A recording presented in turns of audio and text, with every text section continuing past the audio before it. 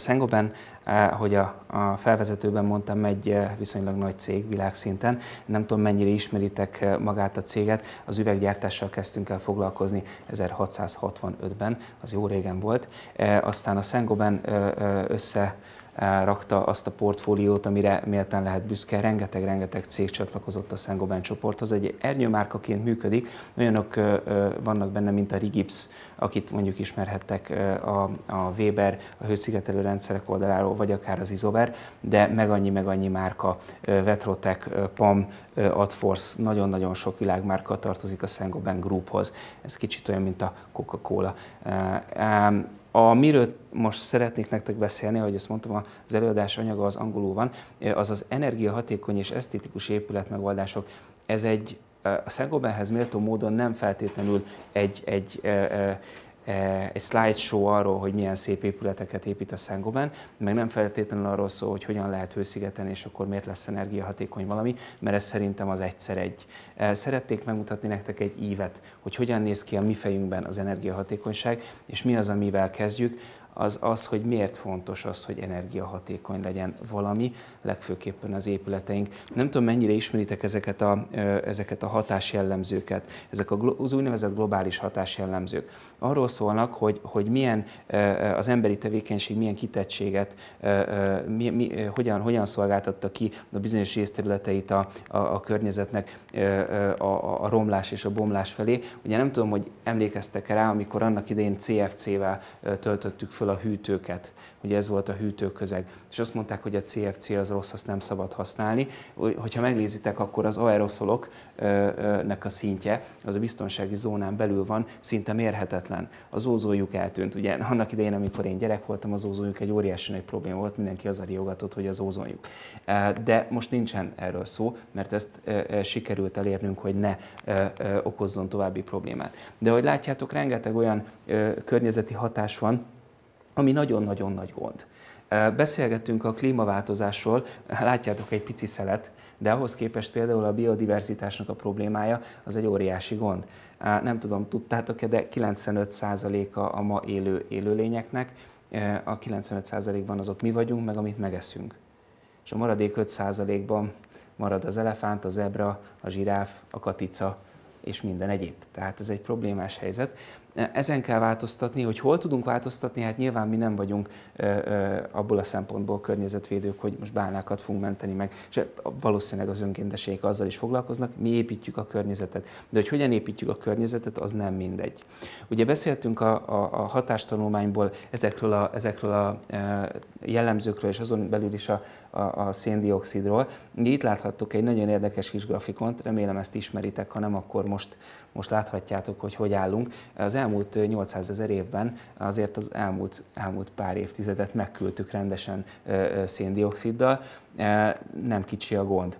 Hogy ezt hogyan lehetne lefordítani, ugye beszélgettünk a környezetváltozásról, meg arról, hogy hány fokkal nő egy átlag hőmérséklet. Ugye ez itt a legutóbbi jégkorszak, 18 000 évvel ezelőtt volt. Mit gondoltok, hány fok különbség volt a mostanihoz képest? Segítek, 5. Ez 5 fok különbséget jelent ez a térkép. Beszélünk egy-két fokról, 3-ról, 4-ről, húha, és akkor hamar ott találjuk magunkat, hogy megint mehetünk mamutra. A gondot tovább tetézi, hogy az UNI felmérése szerint, ez egy uniós európai uniós szervezet, nagyjából minden héten felépítünk egy Párizs méretű várost. Ami jó, mert hát hiszen fejlődnünk kell, ez a dolgok rendje, viszont ez a tevékenység rengeteg szemetet, rengeteg energiát, rengeteg vizet használ fel, úgyhogy meg kéne találni azt az egészséges arányt, amiben ez még úgymond fenntartható. Szándékosan kerültem ezt a szót, mert nagyon át van keretezve, a fenntarthatóság az nagyon egy apró szelete az egésznek. Felmerül a kérdés, hogy oké, ezt mi tudjuk, és nagyon rosszul érzem magam, köszönöm szépen, hogy az elmúlt 5 percben most rosszul érezhettem magamat, nem ez volt a cél, ez csak egy felismerés, és ti gondolkodó mérnök emberek vagytok, tehát ettől nem kell megijedni, csak felismerni a problémát. És felmerül a kérdés, hogy rendben, de a gyártó mit tehet? Például egy Saint-Gobain mit tehet? Tehát például ezt. Azt mondja, hogy ő csökkenti az autóüvegeknek a súlyát. Ugye valószínűleg az autótok üvege Saint-Gobain üvegből készül, majd nézzétek meg a kis vinyettát. Ha azt mondjuk, hogy 6 kilóval csökkentünk egy autóüveget, technológiai fejlesztéssel, akkor az 0,4 g széndioxidot takarít meg nekünk kilométerenként. Gyorsan szorozzátok fel. Ez nagyon-nagyon-nagyon jó arány. Persze, ott van a lakossági felhasználó, aki azt mondja, hogy régen ezekben volt anyag, az erős volt, az combol, de nem erről szól a dolog. Mi nem ezen spórolunk, mi azon spórolunk, hogy például ez a széndioxid ne kerüljön feltétlenül a levegőbe. De hogyha egy kicsit közelebb megyünk az építőiparhoz, itt van például a legújabb fejlesztésünk, az EnergoBoard. Ez egy csökkentett lapsúllyal rendelkező építőlemez, ami gyakorlatilag a szénmonoxid kibocsátást 7%-kal tudja redukálni maga a gyártási folyamatban. Több millió négyzetméternyi gipszkarton gyártunk Halmajugrán. Több millió négyzetméternyit egy évben. Tehát ez nagyon jó szám.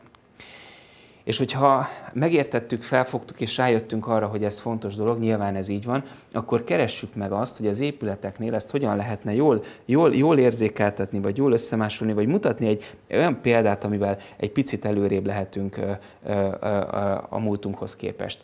A Saint-Gobain óriási figyelmet fordít a könnyű szerkezetes építési módokra. A könnyű szerkezet egy jó dolog. Nagyon sokat fejlődött a technológia. Hogyha megkérdeztetek volna 15 évvel ezelőtt, hogy akarok-e könnyű szerkezetes házban lakni, valószínűleg azt mondom, hogy nem.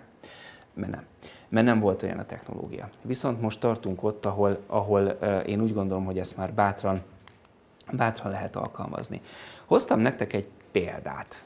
Azért, mert szerintem ezen keresztül nagyon-nagyon jól megérthető, hogy miről van szó. Ez egy 100 négyzetméteres családi ház. A dimenziója sem akkora, tehát fel lehet fogni szépen benne mind az arányokat, mind a dolgok, mind az építkezésnek a menetét. Nem egy nagy dimenzió, nagyon könnyen számítható, kalkulálható, nagyon sok adatot gyűjtöttünk róla.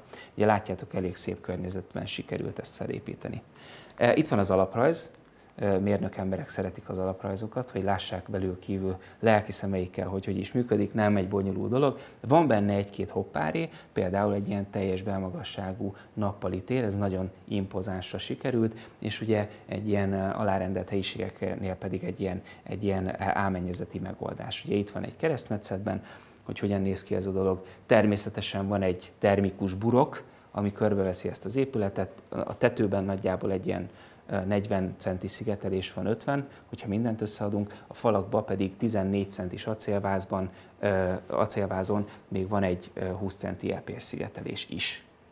Jó, tehát ez akkor 34 centi szigetelés. Nyilván a könnyű szerkezet minden előnyével, hátrányával. A hőtároló tömegről nem akarok beszélni, nem azért, mert nem tudok, hanem azért, mert nagyon hosszú lenne. Nem keverem ide, de ki fogunk rá térni. Úgy látjátok, az építkezés nagyon egyszerűen kezdődik, mint ahogy minden hagyományos technológiánál. El kell készíteni a földmunkát, a földmunka után következik a betonozás. Eddig ez nagyjából teljesen hasonló ahhoz, amiket láttunk. De itt van egy érdekesség. Miért csináltuk mindezt szerintetek? Ugye normál esetben ennek azért be kell állnia úgy, hogy beáll, egy létszer lehúzza a kollega, és akkor meg vagyunk. De ez most miért volt fontos? Azért, mert acélból fogunk építeni. És az acél nagyon-nagyon méretpontos. Hogyha a gyárban lehajlítják ezeket a falpaneleket, és elhozzák, és az alapunk nem jó, akkor ezt nem lehet kiékelni. Az billegni fog. És ugye itt nincsen falazó habarcsa, mivel ezt ki tudjuk hozni, tehát az alapot le kellett vibrálni ahhoz, hogy utána megfelelő sík felületet kapjunk az acélvázhoz. Ugyanez van a vízszigeteléssel, nem használhatunk 3-4-5 réteg bitumenes nehézlemezt, mert az átlapolásoknál akkora lenne a pukli, hogy azon meg billegne az épületünk, az meg szintén nem előnyös az Álmos könyv szerint se. Tehát ezek az apróságok, tényleg ez nem nagy dolog, ezekre az apróságokra figyelünk, és akkor mehetünk is tovább.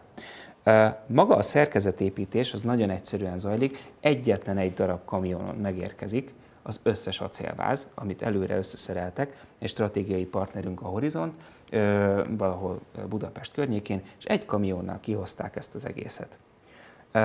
Ugyanez a megoldás mondjuk egy hagyományos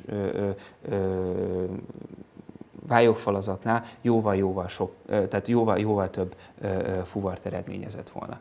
Ugye láthatjátok, hogy a szakemberek minden munkabiztonsági előírást betartva rövid nadrágban szépen a helyére igazítják ezeket az acélvázakat. Mivel nem a Saint-Gobain volt a reprezentatívja ennek az építkezésnek, ezt most elengedtem ezt a diát, úgyhogy meg tudjuk mutatni. Látjátok, nagyon pontos, precíz mozdulatokkal a helyére kerül az acélváz. Nem is kell több, ugye nyilván ez a konszignációk alapján, ez tényleg olyan, mint a Lego. Ezt utána szépen rögzítik az alaplemezre. Ez az elasztomer szigetelés, amit használtunk, erre feltétlenül nem érzékeny, szépen összegyógyult ott a tetején. Úgyhogy ez nagyjából így néz ki. Ezt építettük föl. Ugye azt láthatjátok, a metszetből már kiderült, hogy itt van egy síkbeli rácsos tartó, amivel ugye a nagy belmagasságot tudtuk osztófödém nélkül garantálni, és a hátsó részekbe pedig bekerültek ezek a síkbeli kerettartók. Ezt egy kézi csörlővel húztuk be, a hátsó szekciókban pedig kézzel adták föl a tetőre a lemezeket. Kettő nap alatt építették a srácok föl a szerkezetet. Felmerül a kérdés, hogy na jó, de a tetőtér? Hát tetőtér az nincs, arról le kell mondani. Kevesebb lomot tudunk otthon tárolni, egyébként én erre ezt mondtam. Hogyha meg vagyunk a szerkezettel, utána jöhet a Glassrock X, ez egy olyan építőlemez, amit független brit tudósok fejlesztettek ki, de tényleg Angliában a British Gypsum fejlesztette ki. Ez egy gipsz alapú építőlemez. Furcsa lehet elsőre, hogy gipsz alapú építőlemez. Elküldték nekünk egy ilyen 3 évvel ezelőtt ezt a lapot, hogy próbáljuk ki, mert hogy ez bírja a vizet. Én megmondtam, hogy nem hiszem el. Megkaptuk a lapot, én kitettem 2 évre hátul a Pilisvörösvári telephelyünkön, és utána megnéztem, hogy bírja, és bírta. Úgyhogy miután ez a saját empirikus teszt megtörtént, utána kiengedtük a forgalomba. Ugye nem véletlenül vagyok műszaki vezető, micsoda ötleteim vannak, hogy nézzük meg. Mert ugye az óriási blama lett volna, hogyha nem bírja a vizet, de bírta a vizet. A nemzetközi ajánlás szerint 12 hónapig nem kell hozzányúlni az épülethez akkor, hogyha le van tömítve. Mi ezt nem mertük leírni, mert aki 12 hónapig nem nyúl hozzá az épületéhez, az nem szeretne pénzt keresni, tehát ott valami baj van. Jó? De egyébként 12 hónapig bírja, hogyha le van tömítve. Egyéb könnyű szerkezetes megoldásokhoz képest talán annyi előnye van még ennek, hogy baromi szexi. Tehát jól néz ki. Egyszer hallottam egy olyan észrevételt, hogy a különböző orientált szálirányú lapokból készült könnyű szerkezetes épületeknél nagyon szépen mondtam, ugye? Igen, ott nagyon sok pénzt költenek arra, hogy aztán a végén egy picit olyan pajta jellege legyen, mert az építkezés folyamatában azt nagyon nehéz megmagyarázni, hogy ez miért néz ki úgy, mert a végfelhasználó sajnos nem annyira szofisztikált. Tehát a marketingje is jól sikerült ennek a lemeznek. Ez sokak számára nem mond semmit, de lehet, hogy nektek igen. Itt készült egy előtető. Ilyenkor szoktam rajzolni, most nem rajzolok, most mutogatok. Ha van egy kis kiteresedése az épületünknek, jó, egy pici kis szélfogó, kis konyha, kis bármi. Ha ez hagyományos kontyoltetővel készül, akkor ide szükségünk van valamire, ugye? Egy kiváltó gerendára. Ez mondjuk egy heatartó. Jó? Ha erre az acéltartóra rá tudunk terhelni, akkor ez így oké. Mennyibe kerül ez a tartó? Körülbelül 900 000 forint, persze mérettől függően. Ez az apró kiteresedés, az alaptest, a tartó, a kontyolás, az élszarú, a plusz micsoda, ez mind nagyon-nagyon sok pénz a végfelhasználónak, az a pici kiteresedés. Ezt gyakorlatilag, ezt az előtetőt pontosan 2 darab cigi között meg lehet hajtogatni a gyárba, és nem kerül plusz költségbe. Tehát építészetileg egy nagyon szabad, nagyon szofisztikált megoldást nyújtó dologról van szó, nincsenek kötöttségek. A hőhidak persze, nekünk csak a hőhíd meg a pára, ez a 2 nagyon fontos dolog, de hogyha ezeket ismerjük és tudjuk, akkor például védekezünk. Például az acél harmadponti hőmérsékletét figyelembe véve szükség volt egy kiegészítő szigetelésre. Oké, de nem 800 000 forint ez a pár XPS lap. Jó, tehát elkészült az acélváz, jött a tetőfólia, aztán a tetőcserép, ellenléc, XPS szigetelés kiegészítésképpen. Egész jól haladunk, és még az időben is benne vagyok. Így áll a házikon, kapott egy szép tetőt. Ugye itt látjátok, hogy itt elindult, az első videóban láttátok, még nem volt semmi, most már elindult ugye a hagyományos módon az építkezés. Ugye haladunk, fej mellett mondhatnánk. Kapott egy egyszerű betoncseréphéjalást, ugye látjátok, az előtető egy ilyen diafragmás megoldással készült el, ami aztán majd a végén lelőve a poént egy szép egyenes vonalat kapott, csak hogy szép legyen. És voltak kihívások, például ezt a 300 kilós ablakot mi a búbánatra tesszük rá. Ugye nyilván lehetne gázszilikát téglára is, de nem arra tettük. Ez egy nagyon jó pofa anyag, 0,039 a hővezetési ellenállása, és éghetetlen. És bírja ezt a 300 kilós ablakot, úgyhogy nagyon örültünk, hogy megtaláltuk. Az izover szigetelés, ugye mondtam nektek, 14 centibe került be a falakba. Nyilván amennyit csak tudott a tető, elnyelt ugye a keretes szerkezet, és hát ugye az egésznek a lelke a fólia. Nem tudom, ismeritek-e, és ezért mondtam azt, hogy 15 éve ilyenek még nem léteznek. Ez az Isover Vario KM Duplex fóliája, ami egy okos fólia. Nyilván minden okos, a mosópor is, meg minden is, telefonom is, de ez tényleg egy okos fólia. Abban áll az ő tudománya, hogy érzékeli a nyomáskülönbséget a két tér között, tehát a külső és a belső tér közötti nyomáskülönbséget érzékeli. Hogy ne kérdezzétek, óriási innováció, fogalmam sincs. Ha tudnám, nem mondhatnám el. Téli időszakban zárja a pórusokat, nyári időszakban pedig nyitja a pórusokat. Miért fontos ez? Mert azt mondtam, hogy 50 centi szigetelést bepakoltunk a tetőbe. Hogyha abban azért mégiscsak bemegy némi pára, az egy idő után ott problémát okozna. De ő nyáron szépen kinyitja az ő pórusait, és vissza tud szellőzni ez a dolog. Tehát változtatja a páradiffúziós ellenállását maga a termék. Ezért nagyon-nagyon praktikus. És használtuk is, természetesen mindenféle kiegészítőkkel, szalagokkal, tömítésekkel. A gépészet, a vízszigetelés ugyanúgy működik minden, mint egy hagyományos megoldásban. Aztán jöttek a kartonok. Ott, ahol konyhabútort szerelünk, használjuk a habitót, egy olyan építőlemez, amihez nem kell molli, meg különböző speciális rögzítések, egy egyszerű pozdorja csavar is több 10 kilót elbír. Használtunk akusztikus álmennyezetet, ez majd a végén nagyon csinos lesz. Nem szeretett volna a tulajdonos lakástextíliát, és ugye, hogyha ez egy nagy magas tér, és nincsen benne lakástextília, akkor elég vízhangos lett volna. Ezért találtuk ki ezt az akusztikus álmennyezetet, ez a Gypton termékcsalád rengetegféle mintázatban kapható, és aktíver technológia van benne, tisztítja a levegőt, a formaldehidet megszűri, ez is egy külön előadásanyag. Blue Acoustic 2.0 rendkívül jó akusztikai jellemzőkkel, 2x2 rétegben került föl, ugye látjátok az Isover fóliát. Az építési folyamat gyorsaságát nem emelem ki, mert nyilván látjátok, hogy száraz technológia.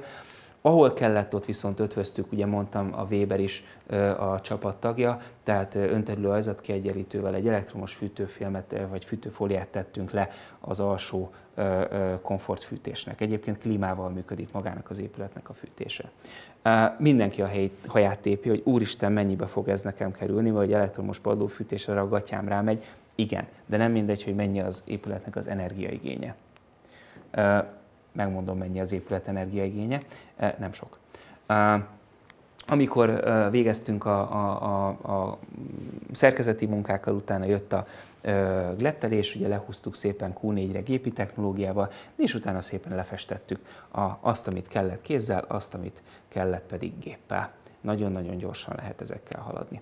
Készült meleg burkolat, készült hideg burkolat, és készült külső hőszigetelés, ahova kell XPS, ahova kell EPS. Nagyon egyszerű volt a megoldás. Itt volt egy nagy hiba, ezt elmondom. Az alapozást készítő cég sokkal kényelmesebbnek gondolta ide zsalúzni erre a pici kis szerelőbetonra, amit túlnyújtott. Ugye érzitek, hogy mi a gond? Hogyha egy 20 centis vasbeton lemezen, ami alól kilóg egy 5 centis szerelőbeton, ráállítok egy acéltartót, akkor ez le is szigetelem így szépen, de ez a kilógó kis 5 centi, az hűtőbordaként fog működni.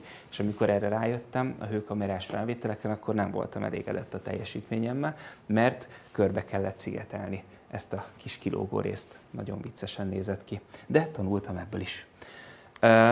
Mondtam nektek, hogy nincsen zsákba macska, 6 kW-nyi napelem biztosítja az épületnek az energia, minden elektromos árammal megy, indukciós főzőlap, 120 literes boiler van, stb. 6,7 megawattot termelt úgy, hogy február közepén került rá a hálózatra, és ezt a teljes energiaigényt tudta biztosítani, ami egyébként 6,3 megawattóra volt egy évben. Jó, tehát van még benne tartalék. Ugye ezt látjátok, mert ugye a január igaz nem sok, de van benne tartalék, tehát így is többet termelt, mint amennyit igen. Ez a mostani szaldós rendszerben ez oké. Nyilván fel van mindenki arra készülve, hogy pontosan 9 éve van innentől kezdve, hogy egy kis tartalékot képezzen, és új megoldás után nézzen. Mert ugye nyilván ez ebben rentábilis, de maga az elektromos megoldás, tehát a szolárpanel, az akupak, ezek mind-mind működnek, és egyenletes az energiaigénye az épületnek. Külső színezés egy algataszító, illetve algamentes vakolattal, egy előtető, Az előtetőt ugyanúgy meg lehet csinálni ezzel a Glassrock X lemezzel, ugye ebben nincsen hőszigetelő lemez, és utána elkészült a munka. Ezek a wow képek, ki gondolta volna, hogy egy könnyű szerkezetes ház is tud baromi jól kinézni, hát tud. Ugyanúgy a fürdőszoba, nem nagyon lehet megkülönböztetni külsőre ezt már egy úgymond hagyományos épülettől. Egy hálószoba, egy gyerekszoba, és hát az előtető kapott egy antracit színű megoldást. Úgyhogy alapvetően nem egy csúnya dologról van szó. Az építési idő mindösszesen 6 hónapot vett igénybe. Ugye rengeteg kapcsolódó költséget lehet így megspórolni, például, hogyha valaki szeretne költözni, akkor az albérletet jóval kevesebb ideig kell fizetni, és a többi, hogyha nincsen akkora tőkéje, hogy tudjon vásárolni. Na most, végezetül lekerekítve az egészet, amiről eddig beszéltünk, nagyon egyszerű lenne az energiahatékonyságot kizárólag, ez egy életciklus elemzés, ezt gondolom ismeritek. Jó, ez egy életciklus elemzés. Nagyon-nagyon buta dolog lenne kizárólag erre a B1, B7 szekcióra lekorlátozni az energiahatékonyságot. Nem erről szól. Az egy dolog, hogy használjuk az épületet. De azoknak az alapanyagait le kellett gyártani. Azokat oda kellett vinni. Azokat utána valahogy valamilyen módon újra kell hasznosítani. A gipszkarton 100%-ban újra hasznosítható. Nincs ezzel gond. Tehát ezeket mind-mind figyelembe véve az energiahatékonyság egy sokkal tágabb fogalom, mint maga a használat közbeni energiahasználat, vagy a energiafelvétel.